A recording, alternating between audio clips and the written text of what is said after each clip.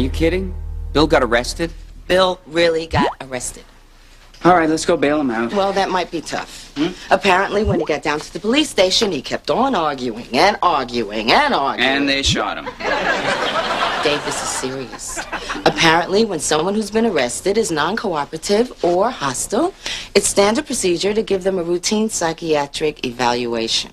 Oh, no. Oh, yes. Bill has been committed to a psychiatric hospital for observation.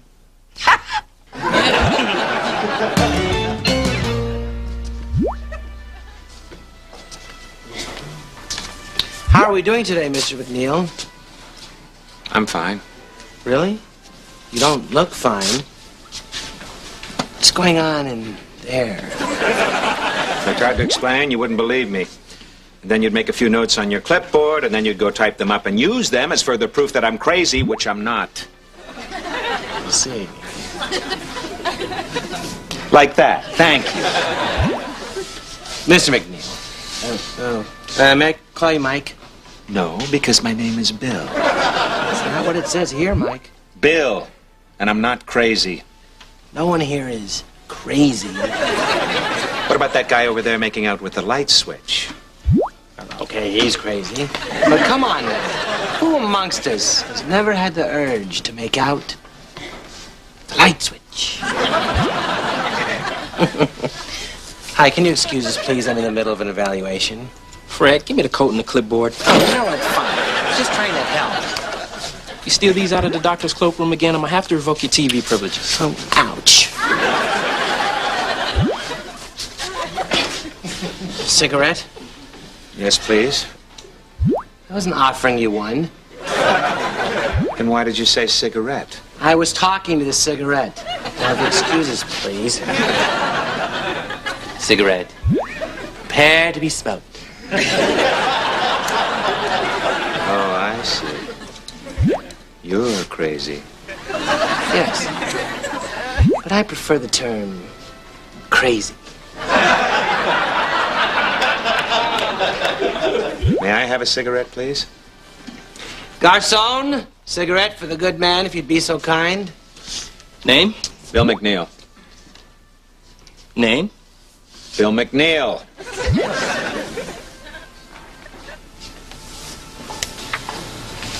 Name? Mike. Here you go.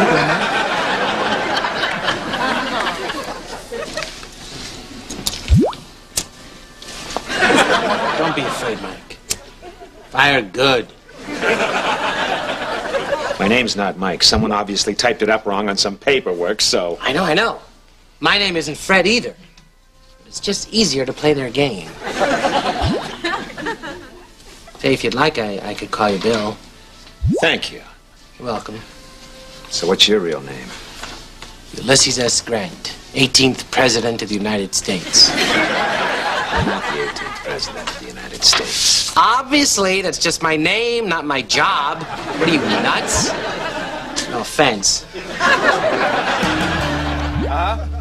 Yeah, well, what about older women? What's their opinion? Mr. James? Yeah. Thank you. Yeah, no, just, all right. Just hold on a second. What are we doing the real deal with Bill McNeil? Oh, I'm gonna fill in for Bill till he gets back. We're fine. That's not what my audience research people say. What audience research people? These audience research people. See, the common man wants to hear you do a show with a co-host. Well, that's fine. I have no problem co-hosting a show with Catherine. No. Common man wants to hear you do a show with Joe. You want me to do a serious, issue-oriented show with Joe? Yeah. Unless, of course, you'd rather have Joe do it with Catherine. Fine. Good. Thanks, Lisa. Huh? Yeah, no, well, she's gone, yeah. Okay, talk to me. Now, what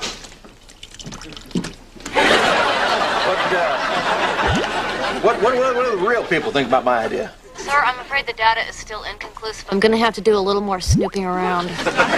Oh, shoot, poor thing. Where are you now?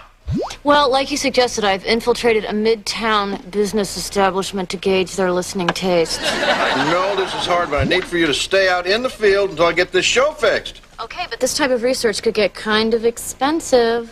Well, hell, that's why I gave you the corporate credit card. Now, you just do whatever it takes to get me that info. Whatever it takes. 10-4.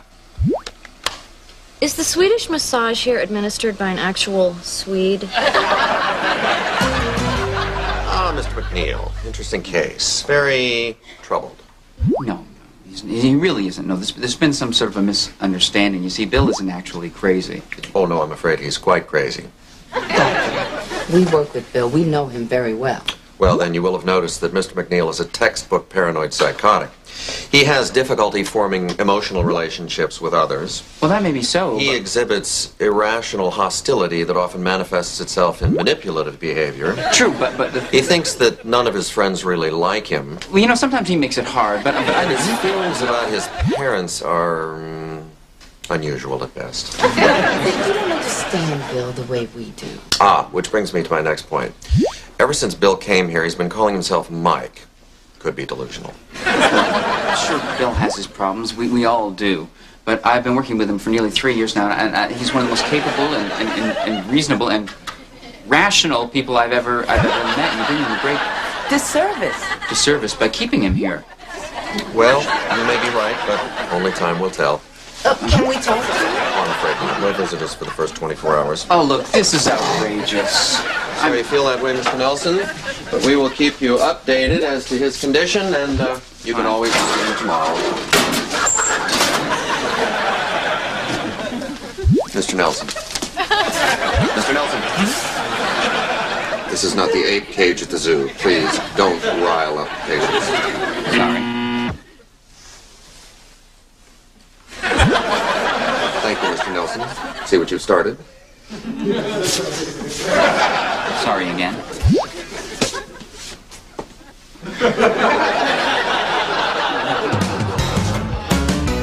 Bill McNeil is out sick today. Joe and I will be discussing the problems of New York City schools. Obviously, there's a lot of room for improvement. Wrong! Our New York City public school system is the best in the world. End of story. Well, then maybe you can explain why a prominent board member recently declared the city schools a disaster. Easy, because he is dumb and I am smart.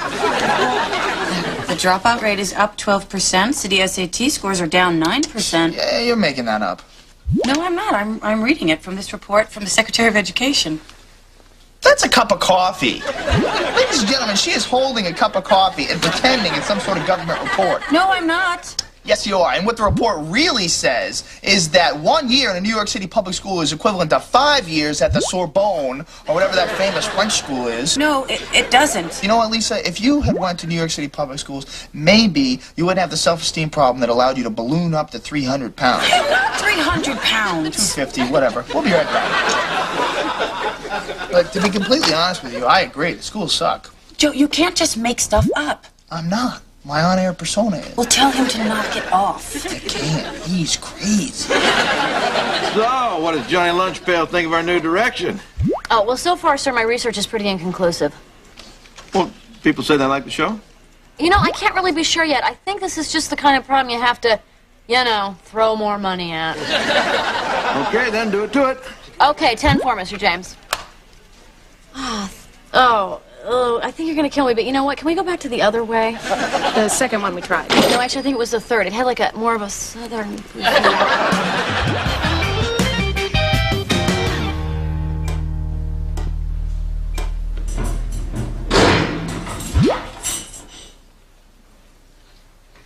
And then what happened? I told you already. Tell me again. I just want to go to sleep. Look, it's your fault my television privileges got revoked. I wasn't the one who ordered you to pretend to be a doctor. No, but you do sound just like the guy inside my head. So tell me again. Fine. Where was I? Oh, yes. So then Urkel decided to send the Urkel bot to the job interview instead of going himself. Why? I don't know why. I guess because it would allow a mix-up to occur that we, the viewer, would find amusing. Was it amusing? Not really. Then I must ask you again. Why did he send the Urkel bot? Because he didn't think he was good enough to get the job. But when the Urkel bot broke down and Urkel had to explain himself, the man was so impressed with his honesty that he got the job. The end. That was beautiful, Mike. Right, fellas? Thank you. You're too kind. Hey, quiet down in there, guys.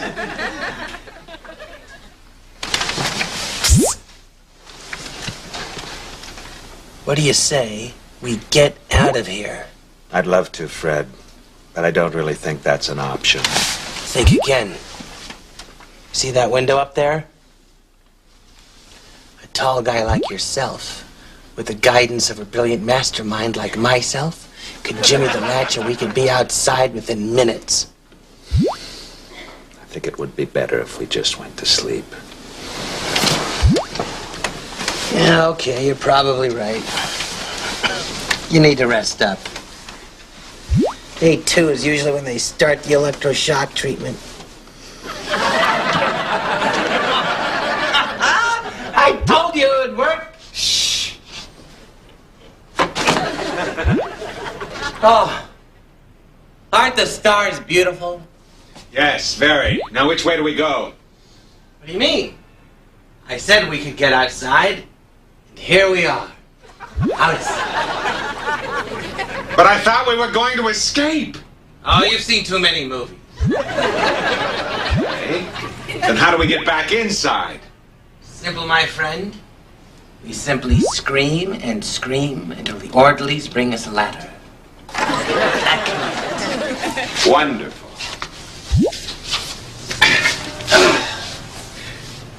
Cigarette? No, thanks. Again, I wasn't talking to you. Cigarette? Air to pleasure me. Friends, You okay, honey? never better, my sweet. What brings you two here? Well, Bill, it looks like we've been able to work this thing out legally. They'll release you into our custody so long as you sign these papers agreeing that you won't sue anyone for their horrible mistake. I'm not signing these. Bill, you have nothing to gain by suing anyone. No. I'm not signing these because I'm not leaving. I happen to like it here. Are you on some kind of medication? No, I'm not. But I'll tell you what I'm high on. Freedom. Bill, you're locked up in a mental institution. And I've never felt freer. You know all those maddening little decisions that torment you all day long? Here, someone else makes all the decisions for you. And you like that? I love it. No more wasting precious time trying to decide, eat now or eat later, eat more or eat less. And then, of course, there's the camaraderie. Bill, these people are insane. Oh, really? Then why did they elect me Prime Minister of Ward 15 this morning? Exactly how long do you plan on staying here? I don't know. A week, maybe 2. I have some vacation days saved up. Bill, That can mean only one thing. 10:47, snack time. Give my regards to everyone at the office and tell Beth I need... Prime Minister Mike? What are you waiting for? It's snack time. What are they serving? Snacks! Excellent. Lead the way, my good man. Bill, come on. You cannot vacation in a mental ward. It's just not done. Don't be naive. That's what I'm doing. I'm not alone. It's true. See, I have a very stressful job. All day long, it's just decisions. So I come here to get away from it all. What do you do? I'm an air traffic controller. Really? Oh, yes. You see, I hardly get any vacation days for my job. So every 6 months or so, I flip out and I put my fist through a radar screen and then they send me here. He means he pretends to flip out. No, I actually flip out. At least half the guys here are running the same scam. We've got a heart surgeon, a guy who designs bridges, a member of a SWAT team. Oh, we've even got a CEO of a very successful intergalactic spice mining corporation. Perhaps you've heard of him. He's on the Merciless. Actually, I think that guy's really crazy. Yeah, crazy like a fox. Look who's eating all the snacks. Let's go!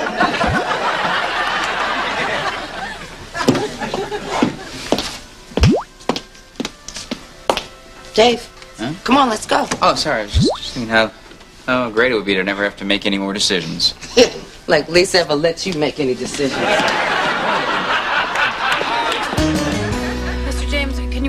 tell Joe that the fake fighting isn't working? I already did it. In fact, I told him to go exactly the opposite way. Which way is that? You'll see. What? I don't want to do this. Come on. Do what? Hello. Welcome to The Real Deal with Lisa Miller and Joe Gorelli. Today, we hope to have a frank discussion about the changing role of welfare in the city and in our nation as a whole. Lisa, if I could interrupt. No, Joe, you may not. And in our nation as a whole. Please, it's very important. What is it? Lisa, we've worked together for some time, and I know you as a competent and attractive young reporter. And in the past few years, this fond respect has blossomed into love. What? I can keep silent no longer. I am on bended knee, asking for your heavy hand in marriage. Live on the air, where our love first grew, during the all-important drive time period. Only on WNYX. Lisa, will you marry me?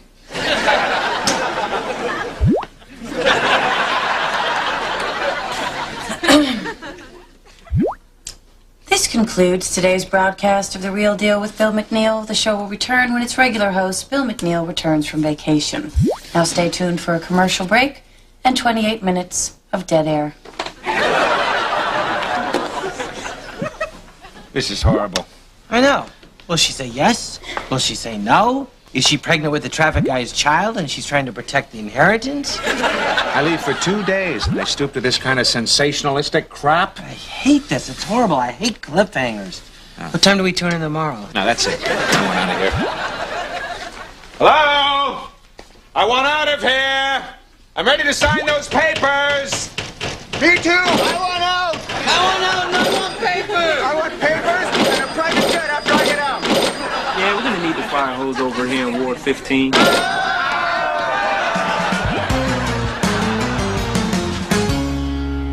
No, Beth, I'm calling it off. Bill should be back to work tomorrow, so come on back. Sir, I'm digging up some really great information. If you could just give me a little more time. It's over. Forget it. Damn. Hey, it's really not that big a deal, all right? I'll see you in about 15 minutes. Okay, it's going to take me a little while to get back. Whatever. I'll see you when I see you. 10-4. You know what? I'm going to need to charter a helicopter back to Manhattan, so you can just... Thank you so much. Put that right on my card. Thanks.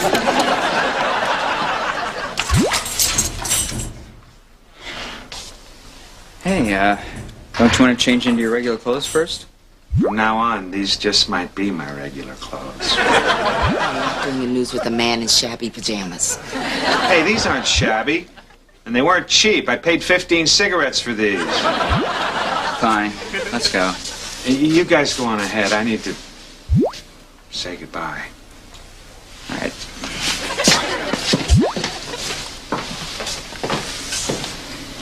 Where are you going, Mike? I'd love to stay, but... well, without my constant supervision, the real world goes to hell in a handbasket. It's tough being Prime Minister. Gonna miss you, Mike. Especially your beautiful stories. Hey, if you ever want to hear me telling a story, just tune in to 585 a.m. between 10 and 6. I'll be there for you. Yeah, oh, okay. And if you're ever flying into LaGuardia, you just know that I'm down there somewhere, trying to figure out how the hell to keep you from slamming into one of the other 50 planes up there. That's sweet. Well, thanks again, Bill. No, thank you. Ulysses S. Grant, 18th President of the United States. Yeah, got you a going away present. Thank you. Goodbye, old friend. Goodbye. I was talking to this cigarette.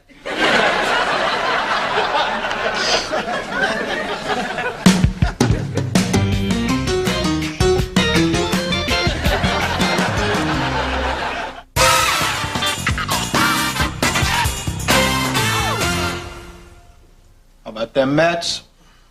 Excellent ball club, sir. Mm-hmm. I love the Mets.